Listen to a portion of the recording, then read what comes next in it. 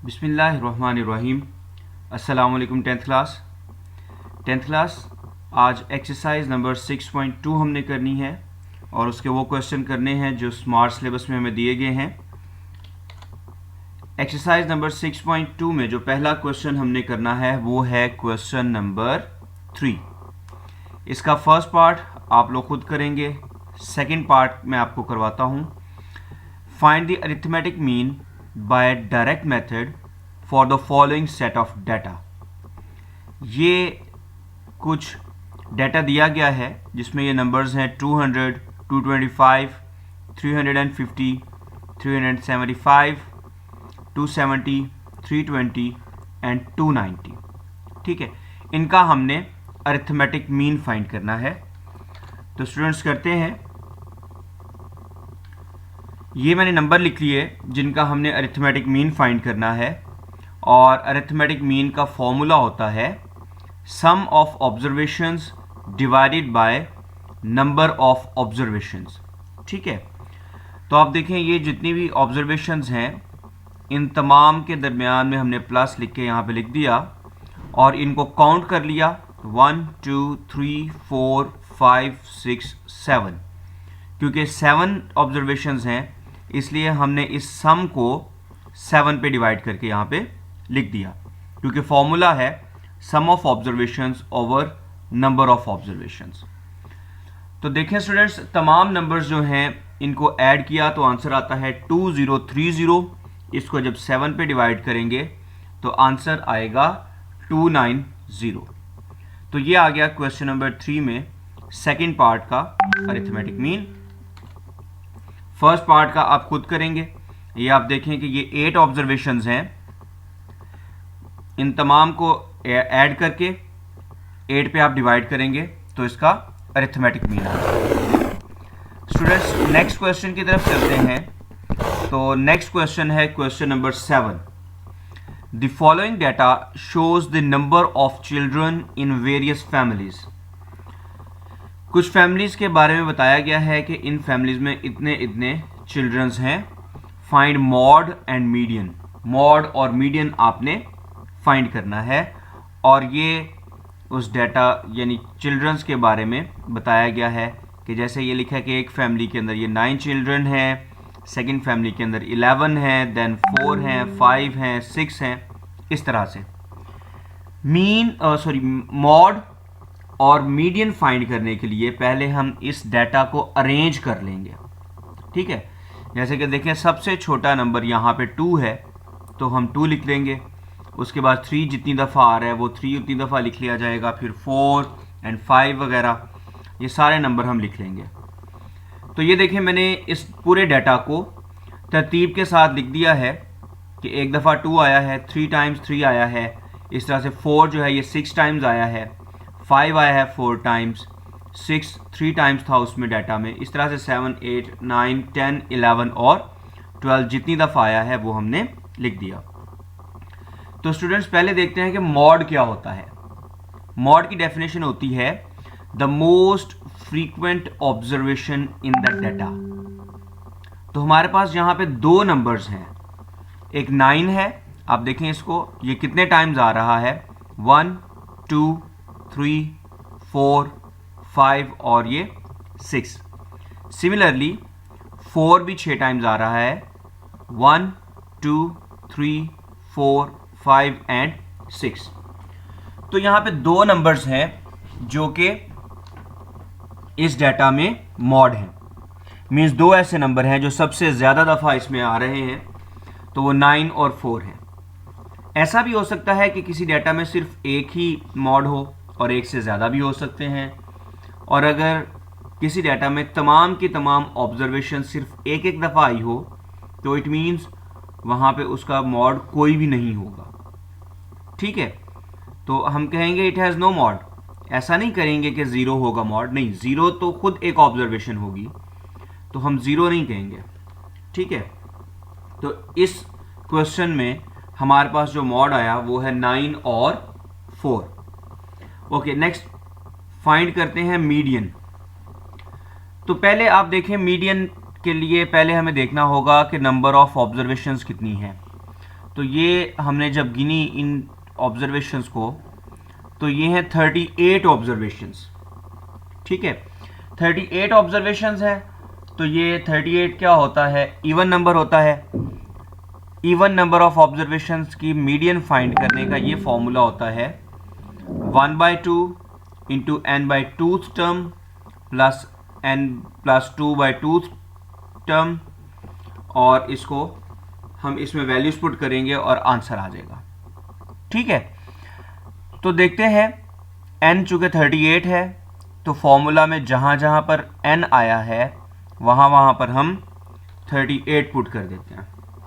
ठीक है स्टूडेंट्स, तो 38 पुट करने से 38/2 19 आ गया, और 38 प्लस 2 40 होता है, तो 40/2 कितना आया, 20।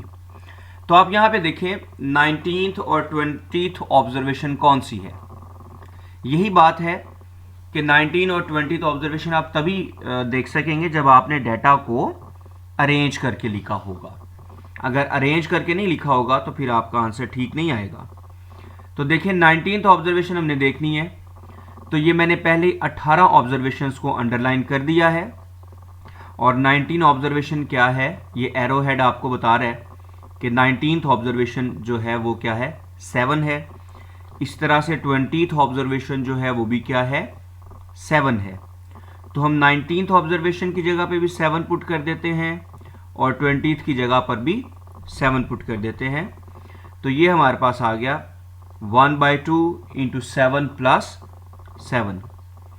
तो स्टूडेंट्स अब इजी हो गया, 7 प्लस 7 14 होता है। 14 को आप 2 पे डिवाइड करें तो आंसर क्या आता है, 7। So median for this question is 7। Okay, तो students mode most frequent observation और मीडियन एक्चुअली सेंटर वाली ऑब्जर्वेशन होती है। और अगर तो नंबर ऑफ ऑब्जर्वेशन ऑड होता, सपोज दैट जैसे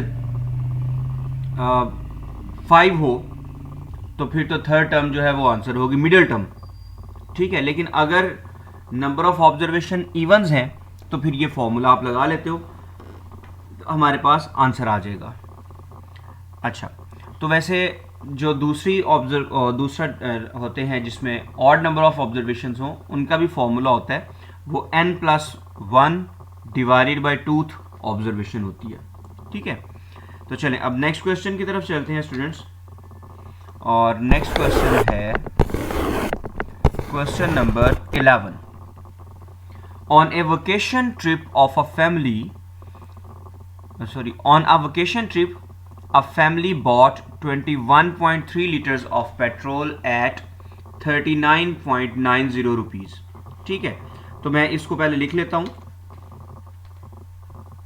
देखिए मैंने चार्ट बनाया है जिसमें पहला कॉलम मैंने प्राइस लिखी है और उसको x के साथ रिप्रेजेंट किया है। प्राइस पर लीटर हम यहाँ पे लिखेंगे, दूसरी में क्वांटिटी लिखेंगे कितने लीटर पेट्रोल आया, और एंड पे जो है इन दोनों को मल्टीप्लाई करके लिखा जाएगा। अब देखें, पहले हमने बताया कि 21.3 लीटर्स लिया गया है और 1 लीटर की कीमत 39.90 रुपीज़ थी। 1 लीटर की प्राइस 39.90 है, और कितनी हमने क्वांटिटी में लिया वो पेट्रोल, 21.3 लीटर्स। नेक्स्ट आप देखें 18.7 लीटर्स एट 42.90 रुपीज़। 42.90 रुपीज़ पर लीटर है, और कितने लीटर्स लिया गया, 18.7 लीटर्स। और लास्ट जो हमें इंफॉर्मेशन दी गई है वो ये दी गई है कि 23.5 लीटर्स लिया गया है 40.90 रुपीज़ पर लीटर में। तो आप देखें 40.90 रुपीज़ में 23.5 लीटर्स जो है वो पेट्रोल ख़रीदा गया है। तो ये स्टूडेंट्स हमने अपना डाटा कंप्लीट कर लिया उस चार्ट में, उस टेबल में। तो find the mean price paid पर लीटर। 1 लीटर तकरीबन एवरेज जो है हमने उसकी बतानी है कि मीन प्राइस क्या है उसकी, कि पर लीटर हमें कितने का पड़ा। तमाम लीटर जो हमने लिया वो 1 लीटर हमें कितने का पड़ा उस फैमिली को। तो हम ये करेंगे, फर्स्ट ऑफ ऑल ये x और ये w इनको मल्टीप्लाई करेंगे, तो 39.90 मल्टीप्लाई बाय 21.3 ये आ गया हमारे पास 849.87। नेक्स्ट 42.90 को मल्टीप्लाई किया जाएगा 18.7 के साथ, तो ये आंसर आएगा 802.23। और एंड पे अब हम मल्टीप्लाई कर रहे हैं 40.90 को 23.5 के साथ, तो हमें पता चला कि 23.5 लीटर पेट्रोल कितने का आया, 961.15 का। तो ये आ गई अमाउंट कि 39.90 के हिसाब से 21.3 लीटर पेट्रोल जो है वो 849.87 रुपीज़ का आया है, और 42.90 के हिसाब से 18.7 लीटर पेट्रोल 802.23 रुपीज़ का आया है, और 40.90 के हिसाब से 23.5 लीटर पेट्रोल जो है वो 961.15 रुपीज़ का आया है। तो अब हम देख लेते हैं कि टोटल क्वांटिटी हमने उस फैमिली ने कितनी खरीदी है। तो 21.3 प्लस 18.7 प्लस 23.5, तो टोटल क्वांटिटी आ गई पेट्रोल की 63.5। तो कंप्लीट ट्रिप में उन्होंने टोटली जो पेट्रोल डलवाया वो 63.5 लीटर पेट्रोल डलवाया है। और कितने रुपए उनके खर्च हुए, मैं उनको लिखता हूँ सिग्मा WF(x), तो वो इन तीनों को ऐड करें 849.87 प्लस 802.23 प्लस 961.15, तो ये आया 2613.25। ठीक है, तो अब हम देखते हैं कि मीन प्राइस फाइंड करने का फॉर्मूला क्या होगा। वो वही होगा जो अरिथमेटिक मीन हमने क्वेश्चन नंबर 1 में देखा था, लेकिन अब यहाँ पे ये आ रही है कि क्योंकि अमाउंट WX की फॉर्म में है, सिग्मा WX की फॉर्म में, और क्वांटिटी सिग्मा W की फॉर्म में है, तो हम लिखेंगे मीन प्राइस का formula sigma WX over sigma W। और स्टूडेंट्स सिग्मा जो है ये यूज़ होता है समेशन के लिए, मतलब सम के लिए। तो सिग्मा WX का मतलब हो गया WX वाली तमाम टर्म्स का सम, और सिग्मा W का मतलब हो गया कि W वाली तमाम टर्म्स का सम। मीन को x बार के साथ भी रिप्रेजेंट किया जाता है, तो मैंने मीन प्राइस की जगह पे x बार लिख दिया और सिग्मा WX की जगह पे उसकी वैल्यू पुट करी, सिग्मा W की वैल्यू पुट की, और डिवाइड करने पर आंसर आ गया 41.15। तो मुख्तलिफ औकात में मुख्तलिफ प्राइस के हिसाब से मुख्तलिफ क्वांटिटी में जो पेट्रोल ख़रीदा गया, जब एंड पे टोटल अमाउंट को टोटल क्वांटिटी पे डिवाइड किया गया, तो पर लीटर जो आया वो क्या आया है 41.15 रुपीज़। ठीक है, तो मुकम्मल ट्रिप ख़त्म करने पर उन्हें 1 लीटर जो पेट्रोल आया वो कितने का आया, 41.15। ओके स्टूडेंट्स, तो ये था क्वेश्चन नंबर 11। नेक्स्ट हम करते हैं क्वेश्चन नंबर 12 हमने करना है, और यहाँ पे लिखा हुआ है calculate simple moving average of 3 years from the following data set. Clear, तो इसमें आप देखें ये 10 years का दिया गया है 2001 से लेकर 2010 तक, और वैल्यूज़ भी बताई गई हैं। हम इनको लिख लेते हैं पहले टेबल की फॉर्म में। तो स्टूडेंट्स इस तरह से टेबल बनेगा। पहला कॉलम ईयर्स का होगा, मैंने ईयर्स लिख लिए 2001 से लेकर 2010 तक, और उनके आगे उनकी रिस्पेक्टिव वैल्यू लिख दी कि 2001 में वैल्यू 102 थी, 2002 में 108, और सिमिलरली बाकी तमाम ईयर्स के लिए उनकी रिस्पेक्टिव वैल्यूज़ मैंने आगे लिख दी हैं।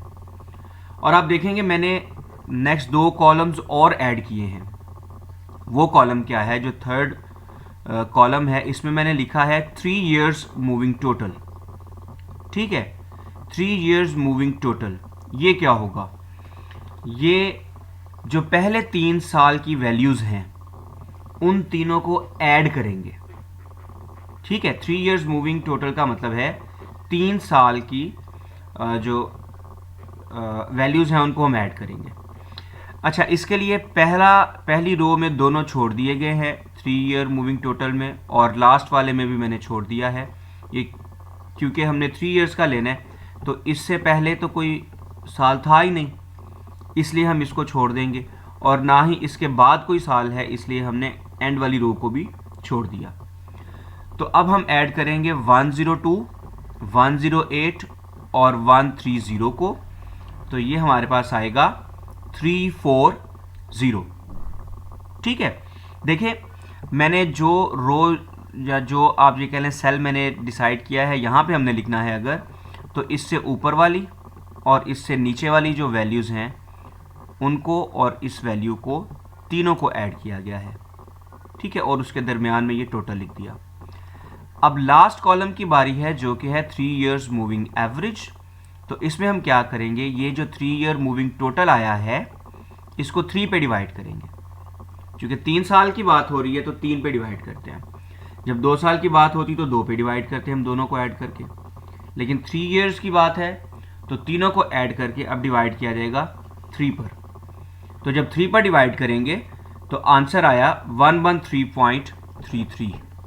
ठीक है, अच्छा नेक्स्ट देखते हैं। अब नेक्स्ट 3 ऑब्जर्वेशंस को हम ऐड करेंगे। देखें पहले वाली ऑब्जर्वेशन खत्म कर दी हमने।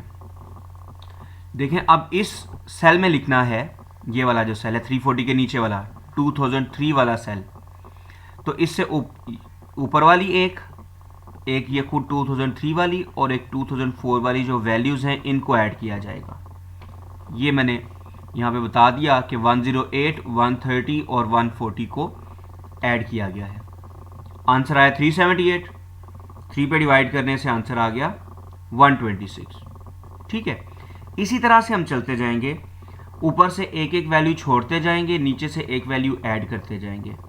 ये ब्रैकेट आपको बता रही हैं कि कौन सी वैल्यूज़ ऐड करके यहाँ पे लिखी गई हैं। ठीक है, अब देखें नेक्स्ट हमने 3 वैल्यूज़ ऐड करनी है, 130, 140 और 158। तो ये आंसर आया 428। तो स्टूडेंट्स इस क्वेश्चन को सॉल्व करते हुए आप लोगों ने ब्रैकेट्स नहीं यूज़ करनी, मैं जस्ट इसलिए ब्रैकेट यूज़ कर रहा हूँ ताकि आप लोगों को बता सकूँ कि मैं किन नंबर्स को ऐड कर रहा हूँ। ठीक है, तो 428 को भी 3 पे डिवाइड करने से आया 142.66। नेक्स्ट हम इन 3 ऑब्जर्वेशंस को ऐड करेंगे, 140, 158 और 180 को, तो आंसर आया 478। और इसकी एवरेज यानी कि इसको 3 पे डिवाइड करेंगे तो फिर आंसर आ गया 159.33। नेक्स्ट 3 ऑब्जर्वेशंस को ऐड करने से आंसर आया 534 और इसको 3 पे डिवाइड करने से आंसर आया 178। नेक्स्ट 3 ऑब्जर्वेशंस 180, 196 और 210 हैं, इनका सम आया 586 और इनको 3 पे डिवाइड करने से आंसर आया 195.33। नेक्स्ट 3 ऑब्जर्वेशंस को ऐड किया तो आंसर आया 626 और इसको 3 पे डिवाइड करने से आंसर आ गया 208.67। लास्ट जो 3 ऑब्जर्वेशंस हमारे पास बची हैं 210, 220 और 230, इनको ऐड करने से आंसर आ रहा है 660 और इनको 3 पे डिवाइड करने से आंसर आया 220। तो स्टूडेंट्स इसके बाद अगर हम नेक्स्ट 3 ऑब्जर्वेशन देखें तो 3 नहीं बचती, क्योंकि 220 से आप शुरू करें, 220, 230 और एंड पे थर्ड ऑब्जर्वेशन है नहीं है, तो वो 3 ईयर्स मूविंग टोटल नहीं होगा। तो यहाँ पे हमारा ये क्वेश्चन कंप्लीट हो गया। हमने 3 ईयर्स की मूविंग एवरेज का टेबल बना दिया और ये जो है हमारा कंप्लीट हो गया। तो स्टूडेंट्स एक्सरसाइज नंबर 6.2 के तमाम क्वेश्चन जो कि स्मार्ट सिलेबस में हमें गिवन थे हमने वो सॉल्व किए। इनमें किसी क्वेश्चन में कोई भी आपको प्रॉब्लम हो तो आप मुझे SMS कर सकते हैं व्हाट्सएप पर। आप व्हाट्सएप पर मुझे पर्सनली मैसेज कीजिएगा, ग्रुप में ना मैसेज कीजिएगा, आप मुझे पर्सनली मैसेज करें, इंशाल्लाह मैं वो क्वेश्चन का आंसर दूंगा। और जो स्कूल के अलावा जो स्टूडेंट्स देखने वाले हैं वो यूट्यूब पे वीडियो के नीचे कमेंट कर सकते हैं और इंशाल्लाह मैं उसका आंसर आपको दूंगा। स्टूडेंट्स नेक्स्ट लेक्चर में इंशाल्लाह हम एक्सरसाइज नंबर 6.3 करेंगे। अपना ख्याल रखिएगा।